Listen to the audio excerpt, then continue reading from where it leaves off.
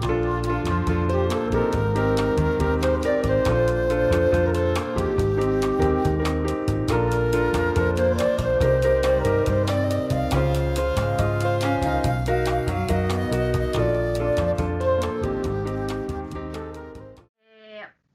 dia a todos e a todas. Acreditando que o Instituto de Relações Internacionais e Defesa tem muito a contribuir com o mundo e com a nossa sociedade no momento atual, nós estamos produzindo uma série de seminários virtuais que são vinculados aos conteúdos das disciplinas das nossas duas graduações, Relações Internacionais e Defesa e Gestão Estratégica Internacional. A proposta é relacionar esses conteúdos à conjuntura atual da pandemia do coronavírus, né? Os seminários são coordenados por mim, Daniele Dionísio da Silva, e pela professora Larissa Rosevic. Hoje nós estamos realizando nosso 5º programa com a temática QBRN e Logística, a participação das Forças Armadas na pandemia. O seminário vai contar com a participação minha, professora Daniele Dionísio, que sou do IRID, da UFRJ, a professora Cintiene Sandes, que é da Escola Superior de Guerra do Ministério da Defesa, e a professora Mariana Carpes, que é da ECM do Exército Brasileiro, né? O nosso projeto ele é delineado em parceria com o Laboratório de Estudos de Segurança e Defesa, e essa temática de QBRN e logística e a participação das Forças Armadas na pandemia é um tema que, em geral, os alunos de defesa e também os de relações internacionais, né, tem muito interesse, mas a gente tem uma distribuição de conteúdo dessas relacionados a essas temáticas um pouco defasada, se é que a gente pode dizer assim, nas duas graduações, tá? Eu queria muito agradecer o aceite do convite da professora Cintiene Sandes e da professora Mariana Carpes. Eu vou explicar um pouquinho como é que vai funcionar, né? Eu vou fazer uma breve introdução sobre qual é a perspectiva da temática do seminário, vocês fazem uma apresentação inicial e aí a gente segue pelas temáticas mais individuais, né? Esse tema, QBRN e Logística, a participação das Forças Armadas, é um tema que a sociedade em geral tem uma visão, mas não tem um entendimento, né? Então, a proposta da gente vai ser delinear o seminário para tentar esclarecer e acrescentar conteúdos para quem visualiza diariamente a participação das Forças Armadas contra a pandemia do coronavírus, mas não tem uma perspectiva teórica conceitual por detrás. Bom, então vamos começar. Eu vou passar a palavra para a professora Mariana para ela fazer a sua apresentação, suas considerações iniciais, e depois passo para a professora Cintiene. Enormemente pelo convite. Eu acho que, inicialmente, talvez eu pegue exatamente um gancho da sua fala para começar, no sentido de que o tema da QBRN, já começando por essa sigla gigantesca, ele talvez seja um dos elementos mais presentes na nossa sociedade que a gente menos conheça. A ideia, né, de uma defesa química, biológica, radiológica e nuclear no Brasil é uma ideia transversal e com uma capilaridade em várias áreas do nosso cotidiano.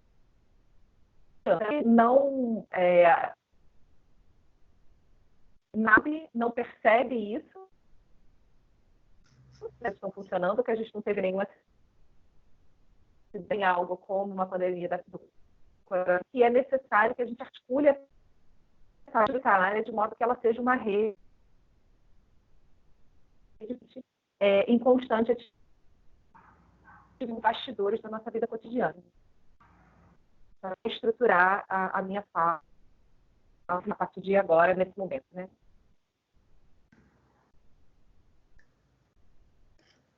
Obrigada, Mariana. Vamos, Cintia. Bom dia, eu agradeço também o convite, né, ao IRID e às professoras Larissa Rosevic e Daniele Dionísio. É um prazer realmente estar falando. Eu vou me atentar em trabalhar um pouco sobre os aspectos da governança a partir do Ministério da Defesa, planejamento, os decretos e as diretrizes básicas para as Forças Armadas e como as Forças Armadas têm trabalhado hoje o componente das suas logísticas de apoio e auxílio à questão da pandemia. E ao longo dessa estrutura de observação, de planejamento, de trabalho das Forças Armadas, né, das Forças Singulares junto às agências, aos ministérios, como que essa correlação tem feito transformar as Forças Armadas num trabalho subsidiário, o seu papel constitucional primordial, e como pensar momentos de crise emergencial e o papel das Forças Armadas dentro desse novo conceito, desse novo dilema.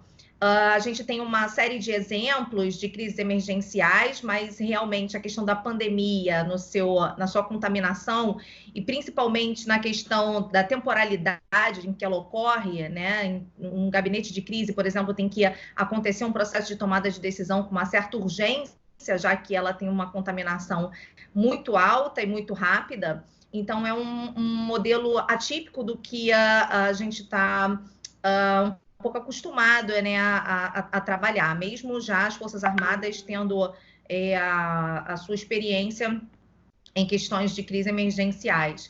E eu acho que a gente pode, talvez, discutir depois o conceito de pandemic war, que tem sido muito trabalhado, né? Porque isso também faz repensar um pouco o papel das Forças Armadas, a transformação dela dentro da complexidade dessas ameaças que são diferentes, que destroem os sistemas de resposta muito rapidamente, e que necessitam e definem uma correlação muito importante do diálogo existente entre as forças, né, de operação conjunta, com um modelo interagencial, que é um modelo muito praticado e é necessário de ser estudado, de ser conceituado, de ser modelado no seu aspecto de processo decisório. Então, eu acho que a gente precisa trabalhar um pouco essas diretrizes e conversar um pouco a logística e a organização a partir desse planejamento feito do MD e as Forças Armadas em conjunto. Obrigada, Mariana. Obrigada, Cinti. Vocês vão perceber que, na verdade, eu vou fazer várias colocações que vão trazer as apresentações que vocês colocam mais para a base, né? Parece que eu estou diminuindo o conteúdo, mas eu não estou diminuindo o conteúdo, eu só acho que essa temática, em geral, é uma temática muito refinada para a sociedade, para os alunos, então eu vou tentar sempre puxar para menos conteúdo para as pessoas entenderem, né? E aí eu queria começar falando a nossa perspectiva sobre a dimensão, essas questões que a gente fala, né? QBRN, logística e principalmente a atuação das Forças Armadas na pandemia, ela vive uma dualidade que faz parte da história brasileira, que é a dualidade das Forças Armadas atuando na perspectiva política e na perspectiva técnica, né? Ontem eu assisti uma live do ministro da Defesa, o general Fernando Azevedo e Silva, que ele dizia, logo no início da live, que ele era o único representante militar do âmbito político do atual governo, né? Que todos os outros militares que compõem o atual governo teriam um enquadramento na perspectiva técnica, né? Ao mesmo tempo, a gente sabe que, mesmo sendo uma perspectiva técnica, essa participação das Forças Armadas se torna uma questão política. Por quê? Porque ela é uma atuação técnica numa crise, em geral, doméstica e cria um fato real, mas muito visível para a sociedade. Então, a gente vê os militares trabalhando em grandes eventos esportivos, no combate à dengue, no combate às queimadas da Amazônia, nas eleições, no ambiente da própria violência humana. Então, essa visibilidade entre elemento técnico e elemento político é muito difícil da gente precisar, apesar do próprio ministro querer tentar segmentar isso, né?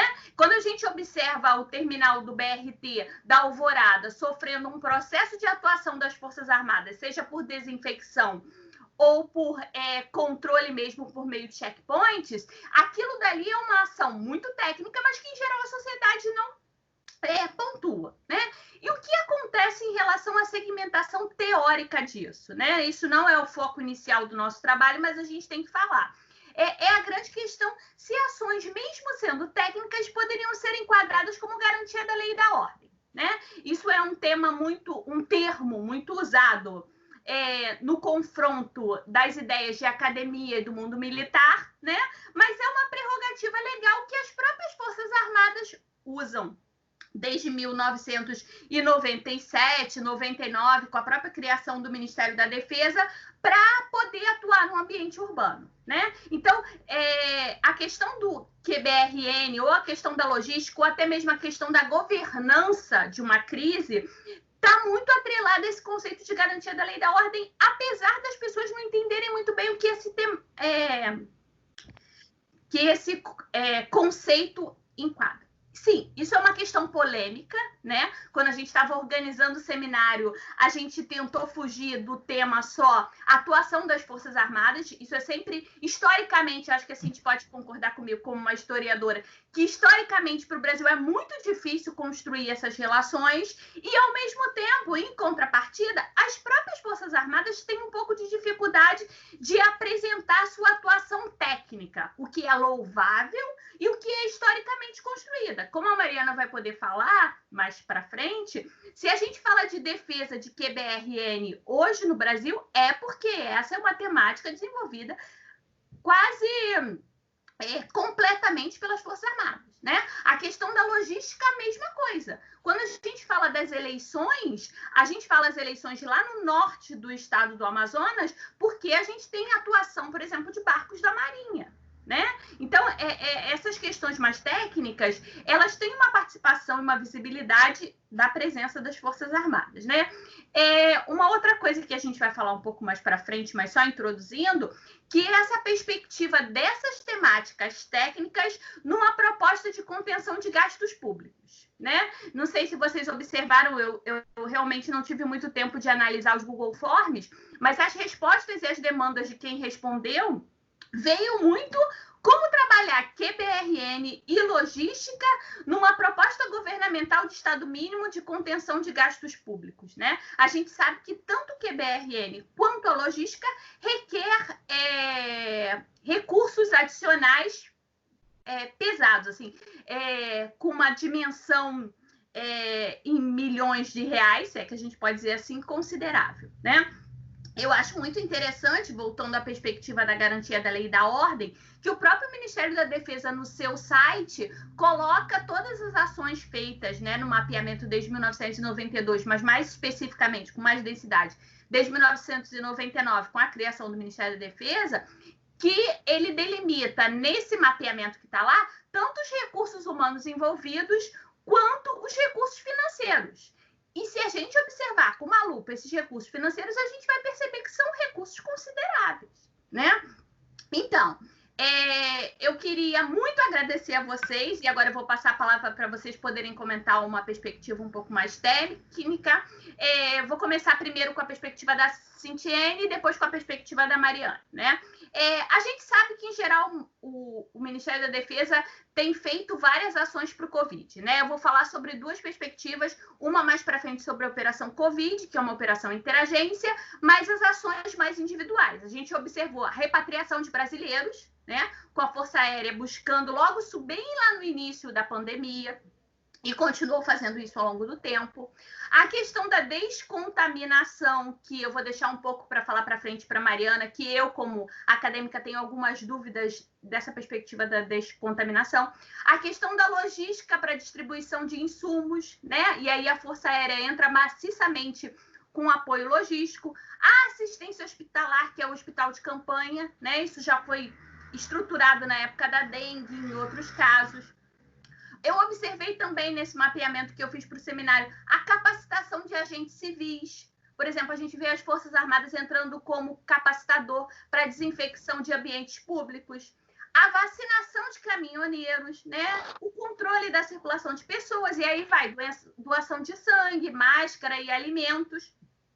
E a gente tem a perspectiva que não é ações individuais de cada força, mas uma perspectiva de operação interagência, que é a Operação Covid, que é pela instauração de um centro de operações conjuntas, que foi criado no dia 20 de março, sobre a perspectiva do Ministério da Defesa, e que congrega várias iniciativas de agências governamentais, né? Ontem, a professora Sandra me enviou um texto do, acho que é Coronel Antônio Celente, que é da ESG, e que é um dos responsáveis pelo curso de mobilização, né? Responsável pelo curso de Logística e Mobilização Nacional, e é uma responsabilidade muito grande, porque esse curso forma profissionais que vão para o Estado-Maior, trabalhar no Estado-Maior, e possivelmente vão estar em frente com situações como essa, né? Em que o Centro de Coordenação de Logística e Mobilização é acionado pelo Ministério da Defesa, e é bastante interessante observar isso, né? Observar essa perspectiva de como um produto de formação e capacitação tem necessidade em tempos de crise, né? Em que realmente há uma expectativa de administração, de gestão de recursos de pessoas, mobilização de transporte, de segurança, que é feito junto com o Estado-Maior e o Centro de Coordenação. Mas é interessante o texto dele, porque logo no primeiro parágrafo ele fala o seguinte, ó: a pandemia do novo coronavírus passa mais pela coordenação da gestão do que propriamente por protocolos na área de saúde, né? E eu achei muito interessante isso, porque isso envolve governança, gestão e operação interagência das Forças Armadas. E aí, Cíntia, eu vou te dar a palavra para você comentar um pouco sobre isso, né? Talvez de uma perspectiva histórica, talvez de uma perspectiva mais estruturalista, de como que está funcionando isso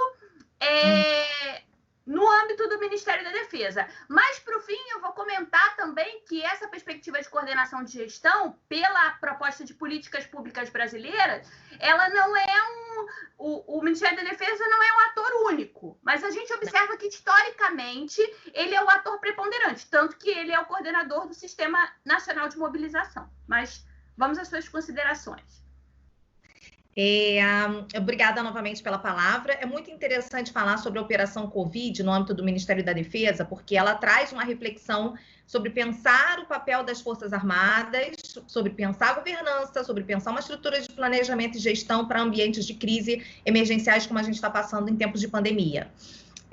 Realmente foi criada a Operação Covid. Dentro da Operação Covid foram estabelecidos pelo Ministério da Defesa, a partir das suas diretrizes, da sua estrutura, né, de gestão, os centros de operações conjuntas, né, eles foram ativados, e foram ativados com isso 10 comandos conjuntos nas regiões. Esses comandos conjuntos, eles ficaram no âmbito, né, do COTER, do Exército, 8 no comando do COTER, 2 no comando da Marinha, né, de comandos operacionais naval, e um que ficou sob responsabilidade fora desse conjunto dos 10, que é uma responsabilidade permanente da Força Aérea, que é de onde sai a maior parte das logísticas por meio aéreo, que é o Comando de Operações Aeroespaciais. Dentro dessa perspectiva estruturada do Ministério da Defesa, ele começa a desenvolver uma série de capacidades e de determinações aos comandos das forças, aos comandantes das forças, para que possam apoiar os órgãos de saúde e segurança pública em tempos de pandemia, para que eles possam apoiar ações de defesa biológica, radiológica, química e nuclear, de DQBRN, para que eles possam empregar militares das Forças Armadas para atuação de auxílio da operação, que seja projetos de vacinação, controle de fronteira, controle em aeroportos e portos. Ele começa a estruturar mecanismos de estabelecer ligações entre agentes de saúde, né, e controle sanitário estaduais, ou seja, essa relação entre o aspecto federal e o aspecto estadual. E também serve como posto de triagem, né, que os militares possam realizar. Em algum momento, pode ser que a gente venha abordar a questão dos hospitais de campanha. Os hospitais de campanha ainda não entraram. Há uma possibilidade, tá? A gente não pode negar a possibilidade da existência de hospitais de campanha em casos de extrema necessidade, mas ainda não foram abordados em nenhuma diretriz ministerial a construção desses hospitais de campanha para que possa atender a população. O que tem sido feito é o apoio aos hospitais. Por quê? Porque se trata de uma questão muito sensível, um vírus, né, uma contaminação viral que fica muito intensa, uma necessidade de respiradores, muito tempo, um longo tempo de necessidade de internação, então totalmente atípico de uma situação emergencial e de crise emergencial. Eu gosto de apresentar essa coordenação estruturada do Ministério da Defesa, porque a gente está falando prioritariamente de uma operação conjunta, mas que é uma operação que se torna interagências pela necessidade de diálogo que existe entre as agências estaduais, entre as agências sanitárias, entre as polícias para controle de fronteira, entre outros ministérios que precisam dialogar para acontecer um processo decisório emergencial e para que a execução desse serviço, que é feito, né, operacionalmente pelas Forças Armadas, ele dê conta desse modelo estratégico que então é adotado. Bastante interessante, porque você falou que no início, né, as Forças Armadas e principalmente a Força Aérea foi muito importante porque ela se destacou em relação à busca, né, dos brasileiros que estavam em Wuhan. Realmente foi uma situação emergencial, foi um protocolo emergencial e difícil de cumprir, porque nós não tínhamos aviões adaptados para realizar essa longa distância, né, em busca dos brasileiros e trazê-los em segurança, a fim de que não houvesse nenhum tipo de contaminação, nem a quem estava realizando as atividades. O Hospital das Forças Armadas em Brasília foi adaptado para receber essas pessoas, se eu não me engano, eram 40 brasileiros que estavam retornando, agora eu não me recordo dos números, né? Mas o hospital foi adaptado para recebê-los, mas foi uma operação muito emergencial do ponto de vista de que a gente observou que não existiam os mecanismos necessários para que ele realmente pudesse fazer, né, em termos de protocolos de não contaminação.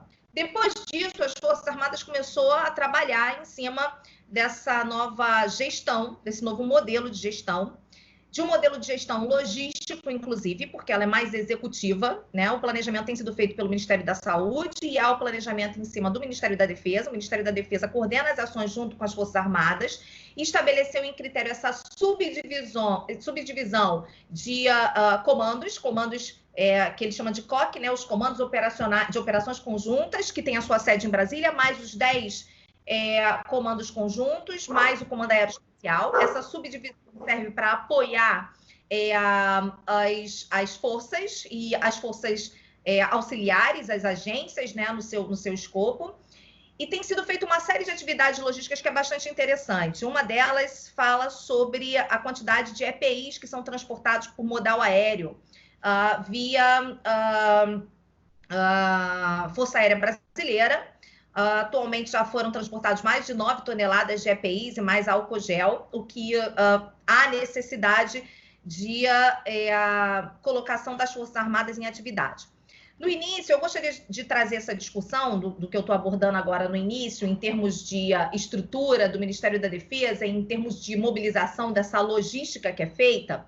E aí volto a falar sobre o Centro de Coordenação de Logística e Mobilização, o CCLM, que faz parte da estrutura do Ministério da Defesa, porque há essa necessidade da logística, e gostaria de atrelar isso ao que foi dito sobre GLO, né? O elemento técnico, o elemento político da garantia da lei e da ordem. Na verdade, o que a gente tem quando a gente instrumenta a garantia da lei e da ordem, quando se pede, né, para que entre a garantia da lei e da ordem, é que não há o esvaziamento de todas as condições possíveis de se realizar isso de outra forma que não seja via Forças Armadas. Só que entre instituições hoje, o escopo de preparo e capacitação das Forças Armadas é muito alto. Eles têm realmente melhor condições de capacitação, de financiamento, de material, de mão de obra em quantidade. O Exército, então, se destaca muito nisso, né, para a gente poder observar. Em termos de adaptabilidade dos seus militares e da participação deles e a quantidade de militares que podem ser empregados no momento de mobilização. Então, isso faz com que a gente atue realmente utilizando as Forças Armadas no ambiente em que precisa dessa logística. Então, assim, em termos de planejamento, são rápidos, em termos de mão de obra, eles têm muito, em termos de capacitação, eles já estão preparados com os seus documentos de gaveta, vamos dizer assim, né? Uma série de treinamentos que são feitos e capacitações que são feitas aos militares ao longo de sua carreira e que os preparam para estarem de frente a essa condição, que é uma condição tensa, de crise, em que há um alto risco e, ao mesmo tempo, uma necessidade de tomada de decisão rápida, emergencial. Então, a garantia da lei e da ordem, eu vou me ligar mais à condição técnica disso, né? Do que a questão política. Eu sei que muitas vezes isso há um conflito, né? Vamos falar da condição política, da garantia e da lei da ordem, de trazer as Forças Armadas, de utilizar as Forças Armadas como um braço necessário para se ganhar realmente voto e confiabilidade no sistema político, mas, na verdade, eu vou me atrelar muito mais a falar da questão técnica, porque eu acredito que, em termos de questão técnica, as Forças Armadas realmente respondem muito bem, né? Tem atividade de pronta resposta em termos de governança, de planejamento, de gestão, em complexidade, em questões de complexidade. Então, hoje tem atuado em termos de transportarem EPIs, tem atuado em termos de vacinação, capacitação de civis, inclusive, né? As capacitações têm sido feitas, eu acho bastante interessante em falar sobre isso, porque a gente olha as Forças Armadas em âmbito federal na sua amplitude como instituição. Mas ela tem trabalhado em municípios, né? Como o Duque de Caxias, no Rio de Janeiro. Fez recentemente um treinamento com civis em Duque de Caxias. Ela tem trabalhado nas suas 3 esferas e ela tem conseguido realmente chegar a processos menores, né? Municipalizados, mais atuantes, mais locais no seu processo de operações. E isso é bastante interessante porque, além dos EPIs, tem feito também, tem construído, além de levar, além de fazer a logística, tem construído EPIs, né? O Batalhão Donça aqui no Rio de Janeiro fez uma recente entrevista com as redes nacionais, né, de mídia, a Rede Globo, entre outras, de produção das máscaras. Outros quartéis têm feito máscaras, têm feito respiradores, têm atuado dessa maneira, têm feito logística de respiradores para cidades que têm mais dificuldades, como Manaus hoje, né? E tem acontecido uma série de modais aéreos para que possam atender cidades de uma certa maneira. Algumas cidades conseguem controlar mais rapidamente a epidemia, outras cidades demandam muito, como o Rio de Janeiro tem demandado muito, de uma questão de controle quanto ao isolamento social, né? Então, na verdade, há uma intensa satisfação em falar que hoje o Ministério da Defesa consegue corroborar com uma contrapartida de governança, da complexidade dessa estrutura, e ativar dentro da sua perspectiva, né, dentro da sua gestão, tudo aquilo que é necessário no momento de crise. E por isso o termo pandemic war, né? Por que falar de uma guerra contra uma pandemia? Porque, na verdade, é uma estrutura realmente montada de combate a uma ameaça invisível e que há necessidade de um controle de todas as agências em conjunto. Eu vou pedir, então, para você guardar o seu Pandemic War para a gente ouvir a perspectiva da Mariana antes disso. Mas deixa eu só fazer um comentário com relação ao que você colocou, um breve comentário. É inegável a capilaridade das Forças Armadas no Brasil, um país de dimensão continental, né? Não dá para pensar o Brasil sem pensar a presença das Forças Armadas em toda a região. Só que, em relação à governança, tomando como base, por exemplo, a experiência da atuação das Forças Armadas em ambientes de desastre, né? O que a gente percebe com relação a essa governança? Em geral, por uma característica brasileira, ela é top-up to down. Ou seja, o Ministério da Defesa coordena e as atuações no campo, naquele micromunicípio lá no interior do Amazonas acontece.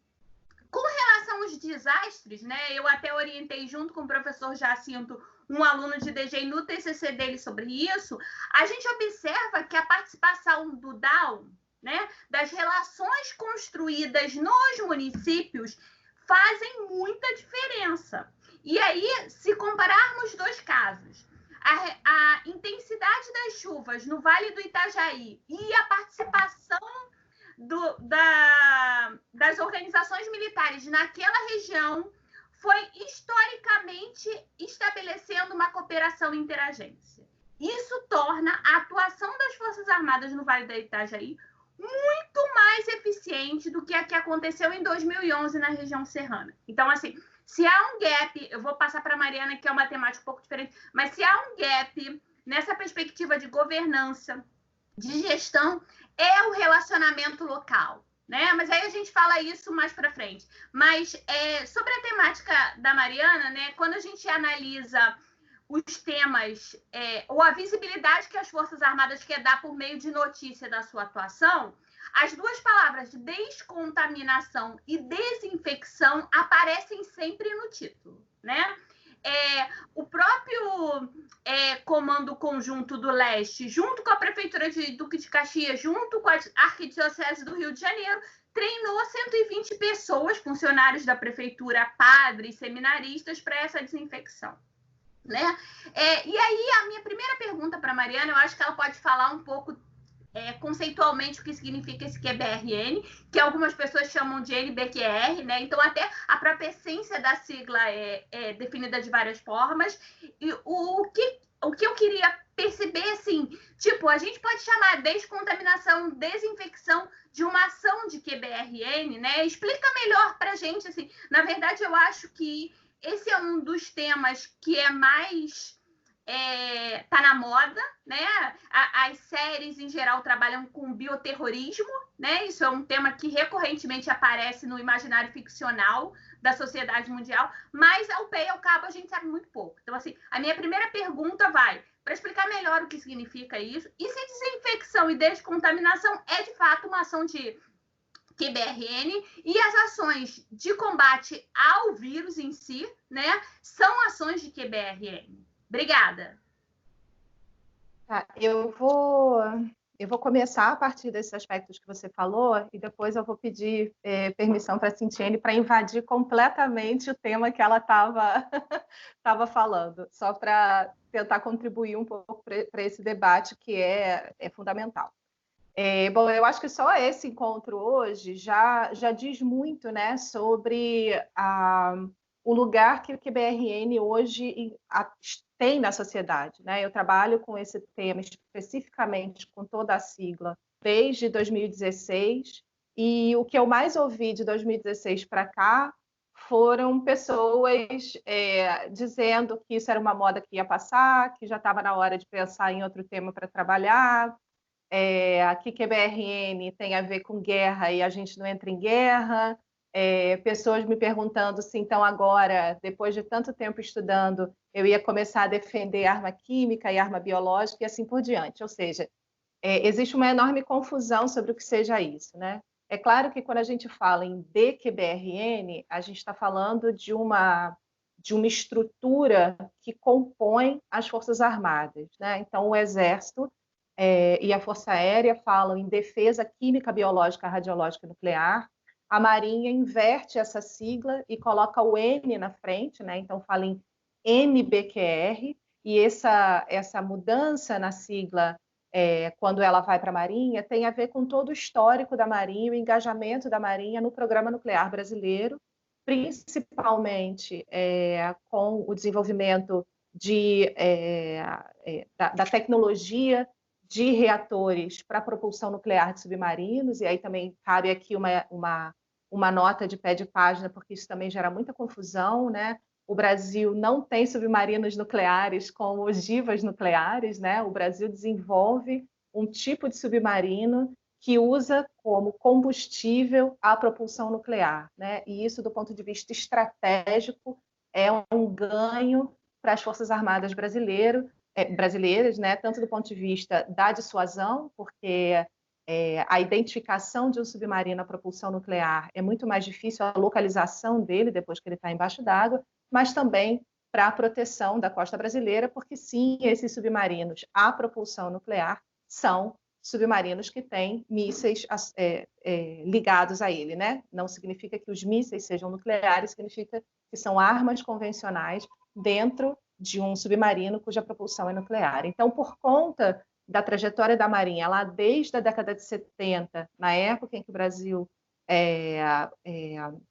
começa a dar início ao seu programa nuclear autônomo, né, de 79 para frente, a Marinha se engajou, a despeito de qualquer conjuntura política, na continuidade dessa pesquisa que levou o Brasil, primeiro, a deter todo o ciclo de enriquecimento de urânio, né, já na década de 80, final dos anos 80, e caminhar até hoje no desenvolvimento desse submarino. E aí é muito interessante, feliz e infelizmente, não é todo mundo que pode simplesmente visitar esses lugares, né, mas para aqueles que tiveram a chance de visitar Aramar, que é onde essa pesquisa toda está sendo desenvolvida, é impressionante, né? Porque parece que você saiu assim entrou numa máquina do tempo e foi para um lugar super high-tech que aparece em filme de ficção científica, porque inclusive as proporções das coisas, né?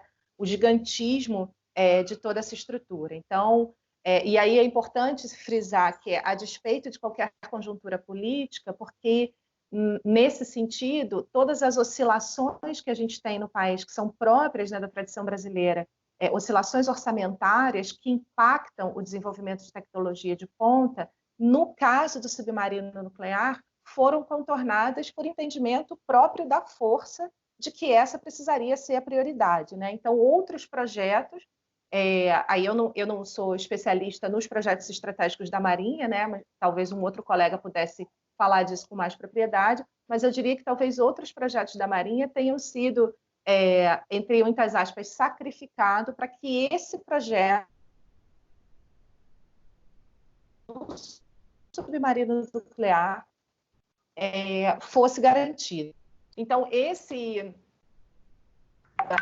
de priorizar dar ao Brasil hoje enquanto Estado um lugar na hierarquia internacional de poder, que é um lugar de bastante destaque, né? O Brasil é o único país, quando o nosso submarino estiver pronto na água, e aí sim as dotações orçamentárias e tudo isso impactam, né, a data em que esse projeto vai ser finalizado, mas quando ele for finalizado e o submarino estiver na água, o Brasil vai passar a ser, então, a primeira e a única potência não nuclear do mundo, ou seja, que não tem armas nucleares, a ter um submarino a propulsão nuclear. E isso gera, do ponto de vista do direito internacional e do regime de não proliferação e desarmamento, toda uma transformação. Isso vai ser um ponto de inflexão, e que aí o Brasil, as Forças Armadas Brasileiras, Ministério da Defesa, na forma de paradiplomacia, e o Ministério das Relações Exteriores vão ter que trabalhar muito fortemente para pegar, né, capitanear esse ganho que o Brasil vai ter e transformar isso num ganho político estratégico para a nação, sem perder o seu status de país comprometido com a não proliferação nuclear. Bom, então, por conta disso, a sigla vira QBRN, NBQR, e aí, num dado momento, o Ministério da Defesa disse, quer saber de uma coisa? Eu vou colocar em ordem alfabética e não se fala mais nisso. E aí virou, começando com o B, e aí o meu cérebro já confunde, eu não consigo nem soletrar quando o B fica na frente. Mas, tirando essa enorme, independente, né, desse aspecto, dessa enorme nota de rodapé, o importante é que, quando a gente tem o D de defesa na frente, a gente imediatamente fala, então, de um componente das Forças Armadas. Como pesquisadora, né, para além do fato de eu estar na ICM, né, na Escola de Comando do Estado-Maior do Exército, eu também sou uma pesquisadora de um programa de pós-graduação, stricto sensu, CAPES, né? Isso significa, então, que essa agenda ela precisa ganhar contornos que são próprios da academia, para além de todas as tecnicalidades e especificidades de uma discussão doutrinária, que é a discussão por dentro das Forças Armadas, né? A partir das Forças Armadas. Então, na minha perspectiva, esse D de defesa, ele pode ser também um D de desastre, né? Por quê? Porque quando a gente traz a discussão de QBRN para o Brasil, muito mais do que a defesa QBRN como uma força de apoio no cenário de guerra, ela entra como um manejo na governança de desastres, né? Então, por isso que dá para a gente falar de desastre QBRN. E aí, por que falar de desastre e não falar de acidente ou incidente? Porque toda vez que a gente tiver qualquer acidente, ou seja, não intencional, ou um incidente com intencionalidade, envolvendo QBRON, a magnitude salta de uma escala de nível 1, que é de gestão local, para uma escala de nível 3, que é uma gestão... Um mero comentário. Nisso, por exemplo, se enquadraria o acidente do Césio 137, eu acho, na década de 80, né? Exatamente. Que foi um acidente em Goiânia, se não me falha a memória, e que as pessoas tiveram contato com pó radioativo, né? E alguns foram a óbito e teve que se passar por um processo todo de desinfecção local, né? Eu acho que isso ilustra bem isso que você está falando. Exato. O acidente com o Césio 137 em Goiânia, em 1987, ele ainda é, até hoje, o maior acidente radiológico da história da humanidade, né? E ele acontece, lamentavelmente, um ano após o maior acidente nuclear da história da humanidade, que é Chernobyl, né? Então, a gente já tinha aí um mundo extremamente mobilizado com o acidente nuclear de Chernobyl, e aí, no ano seguinte, o Brasil, então, vai ser palco de um acidente radiológico, né? Envolvendo o Césio 137, que é um elemento radiológico, né, que é usado como radioisótopo no radiofármaco no tratamento de câncer, por exemplo, né, na medicina nuclear. Então, ali é um exemplo claro de acidente, porque a gente tem uma violação de protocolo, ou seja, a gente tem uma negligência, né, um canhão para o tratamento de medicina nuclear vai permanecer com uma fonte radioativa dentro de um espaço que antes tinha sido uma clínica para tratamento de quimioterapia, né, e radioterapia. Esse espaço vai ser colocado, a disputa, né, por esse espaço vai para litígio, e enquanto o litígio acontece, a clínica que estava usando aquele espaço vai mudar de lugar e vai deixar esse canhão ali naquele ambiente abandonado. Essa fonte é o tipo, o que a gente chamaria, essa é uma típica fonte órfã, ou seja, ela ficou perdida ali, né? E todas as fontes radiológicas no Brasil, elas têm uma responsabilidade atribuída, né? Por isso que a gente, quando ela se perde, ela é uma fonte órfã, e aí o papel que no Brasil a Comissão Nacional de Energia Nuclear faz uma vez encontrada, é situar a quem ela pertence, porque aí você tem que ter atribuição de responsabilidade, né? Então, ali ela ficou perdida. A história conta que catadores de ferro velho encontraram esse canhão, rompem o lacre do canhão, e aí, naquela época, a fonte de césio ainda era na forma de um pó, e ele é bonito, né? Se apaga a luz, ele brilha em azul, e isso virou quase que uma commodity em Goiânia, e as pessoas trocavam, presenteavam, usavam. Algumas pessoas vão ser contaminadas.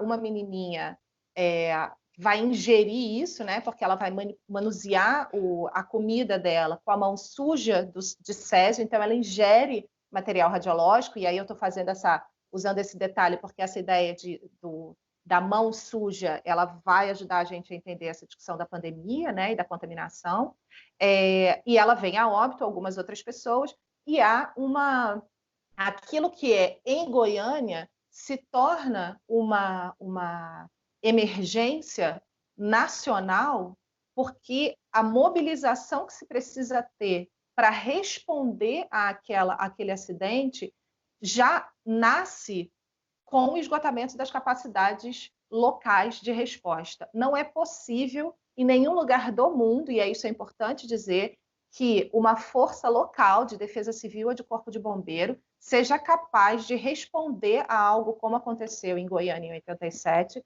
sem demandar uma coordenação em nível nacional, quer na gestão, na governança, né, na estrutura de governança, quer na resposta, que é uma das etapas dessa governança. Então, quando a gente fala de QBRN, sempre vai ser um desastre. Se eu tenho uma epidemia, se eu tenho um surto, se eu tenho uma explosão num tanque de amônia, se eu tenho um acidente como o Césio 137, ou se eventualmente a gente tivesse uma explosão em Angra, né, nas usinas termoelétricas de Angra, tudo isso já nasceria como uma emergência de nível nacional, né, um estado de calamidade pública. E aí a gente começa, então, a pensar como que essa estrutura de resposta acontece, né? Se a Cintiane falou muito bem, né, de como que, na verdade, esse debate todo, né, tem pontuado muito bem como que existe um preparo, entre aspas, em tempos de paz, das Forças Armadas, né? Então, as Forças Armadas, por serem a força que protege o território nacional de qualquer externalidade, eles têm, a despeito da conjuntura, ser de paz ou de guerra, eles têm um preparo e uma formação constante. Isso significa que eu tenho uma capacidade de resposta em prontidão. É esse elemento de prontidão que vai permitir quase que o tempo inteiro uma utilização das Forças Armadas em território nacional. Aí, quando a gente fala dessa discussão de tecnicalidades ou política envolvendo o emprego, a gente precisa lembrar que, se hoje, no Brasil, e aí não tem qualquer defesa ou crítica, né? É só uma constatação. Se hoje, no Brasil, as Forças Armadas decidissem, ou se decidisse no Congresso Nacional que as Forças Armadas não atuariam mais em território nacional em tempo de paz, ou seja, a Força Armada só serve para patrulhamento de fronteira, ou nem isso, mas só para participação em guerra, hoje, se elas voltassem para dentro do quartel e fechassem a porta, esperassem uma guerra, o Brasil pararia. A gente não teria patrulhamento de costa, a gente não teria patrulhamento de fronteira terrestre, a gente não teria traslado de órgão para transplante, a gente não teria perfuração de poço artesiano, a gente não teria abastecimento de água em determinadas localidades, a gente não teria a segurança no evento do Círio de Nazaré, que acontece todos os anos, que é uma das maiores festas populares do mundo. Tudo isso, a gente não teria determinadas populações em território nacional exercendo o seu direito de voto, porque a urna eletrônica não chegaria até lá, e assim por diante. Então, todo o funcionamento brasileiro em tempos de paz acaba acontecendo porque, em alguma medida, a gente tem a participação das Forças Armadas.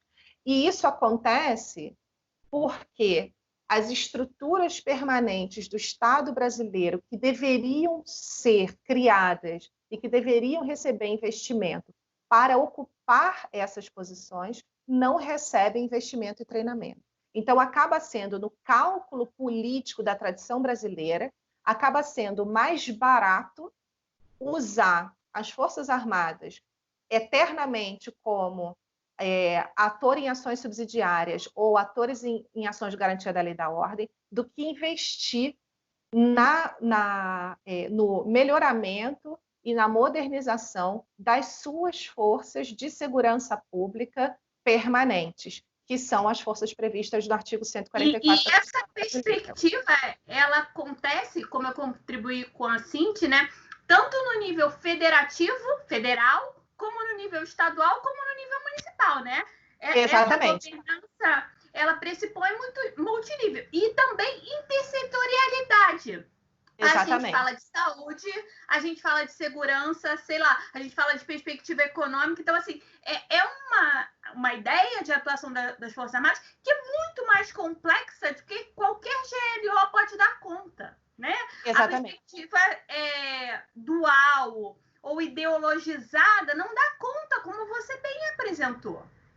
Exatamente. A discussão não ela não pode ser uma discussão de deve entrar ou não deve entrar. A discussão é por que sempre está lá. E o porquê que sempre está lá tem a ver com decisões que o Brasil historicamente tem tomado e reiterado, independente de quem seja o partido que governa o país. Porque se a gente pegar desde a redemocratização para cá, a gente teve de presidentes eleitos 3 partidos na presidência da República, né? E todos eles mantiveram a mesma lógica de funcionamento e de emprego das Forças Armadas em tempos de paz. Então, não é uma discussão de ideologia, não é uma discussão de partido, é uma discussão que faz parte da tradição brasileira e que não começou com a Constituição de 88, que vem desde a primeira Constituição brasileira lá no Império. A gente só tem uma Constituição brasileira que não fala claramente da atuação das Forças Armadas em ação subsidiária e garantia da lei e da ordem. Só uma dentro de todas as constituições que o Brasil tem desde o Império. Só que aí, quando a gente vem para o tempo... Oi. E uma perspectiva interessante, por exemplo, se a gente fizer uma comparação com os americanos, né? Isso é muito comum fazer essas comparações, né? A gente observa que, no caso dos problemas que tiveram em Nova Orleans, eu não me lembro exatamente quando, né? As Forças Armadas americanas, por uma prerrogativa legal diferente do caso brasileiro, elas não podem atuar no ambiente doméstico, né? Então, assim, se retardou ao máximo a atuação das Forças Armadas naquele desastre. E depois, os dados mapeados apontam que se as Forças Armadas americanas tivessem contribuído logo nas primeiras 72 horas, o impacto teria sido menor. Exato. E isso leva até o próprio governo Obama a criar prerrogativas de atuação das Forças Armadas em desastres no ambiente doméstico, né? Então, assim, a gente observa que até os americanos, que têm muita restrição a esse tipo de atuação no ambiente do contexto do século XXI, pontualmente têm revisto as suas ideias, né? Mas, sim, Mariana, assim, eu acho que você pode concluir essa sua perspectiva, mas eu queria que você terminasse essa sua primeira fala, dizendo se de fato a gente pode considerar descontaminação e desinfecção como uma ação de QBRN. Dentro desse contexto todo, tem algumas ações que poderiam ser realizadas por qualquer ator das forças permanentes de segurança pública, né? Nesse caso especificamente, Corpo de Bombeiro e Defesa Civil, que são ações de descontaminação ou, como você falou, de desinfecção, quando eu penso exclusivamente em elementos biológicos, né? Só que o aparato para fazer essa descontaminação e o know-how para fazer essa descontaminação, no Brasil, quem tem, como a Cintiene falou muito bem, são as Forças Armadas. Então, sim, descontaminação, desinfecção, identificação, monitoramento, todos esses elementos são constitutivos da defesa QBR, mas eles não precisam ser exclusivamente uma prerrogativa das Forças Armadas. Eles poderiam ser uma força dentro do Corpo de Bombeiro, um destacamento do Corpo de Bombeiro. Como a gente tem, né, depois, por conta dos grandes eventos, a gente começou a ter uma profusão de grupos dentro da Polícia Federal, Polícia Rodoviária Federal, Corpo de Bombeiro, e alguma capacidade para fazer esse trabalho de descontaminação, detecção, monitoramento.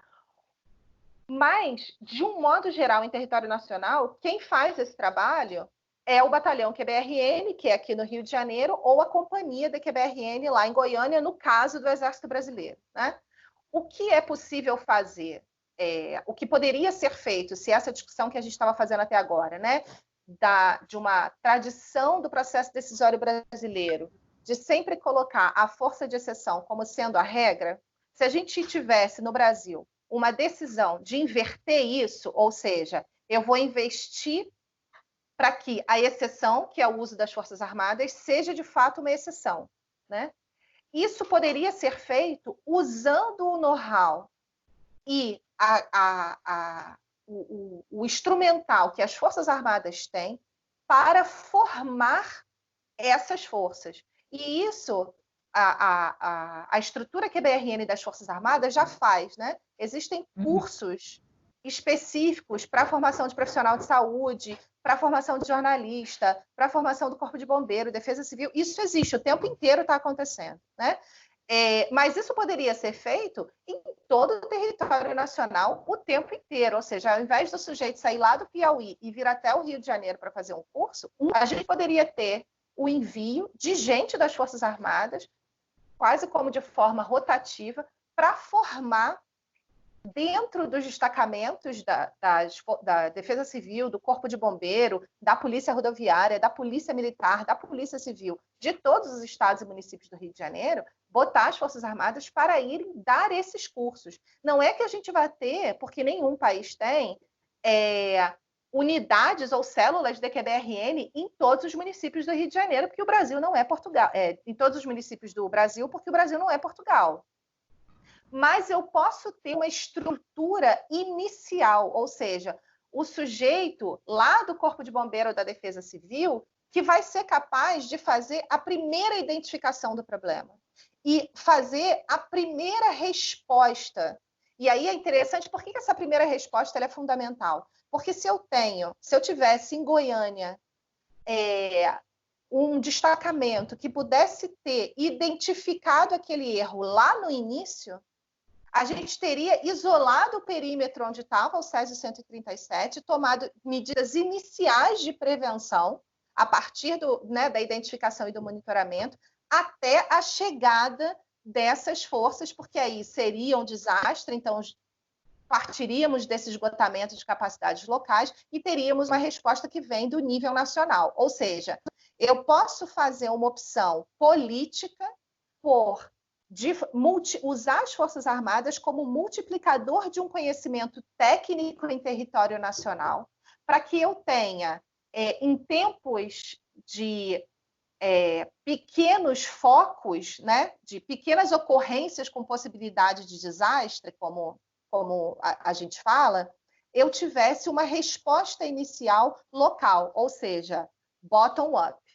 E quando eu tivesse, na eventualidade de uma catástrofe de nível nacional, explodiu Angra, ou uma pandemia, aí eu teria uma resposta conjugada a essa inicial, que seria top-down, porque ela precisa ser top-down, porque seria então um desastre. Ou seja, eu estou tentando jogar aqui com as palavras para dizer que a descontaminação ela é prerrogativa QBRN e ela é uma prerrogativa técnica, mas eu posso politicamente usar o ator que detém essa prerrogativa técnica no Brasil, que são as Forças Armadas, para serem não o único respondedor, mas o multiplicador desse conhecimento técnico, para que eu possa, então, dividir a responsabilidade política da resposta quando eu tenho um acidente ou uma catástrofe ou, então, um desastre.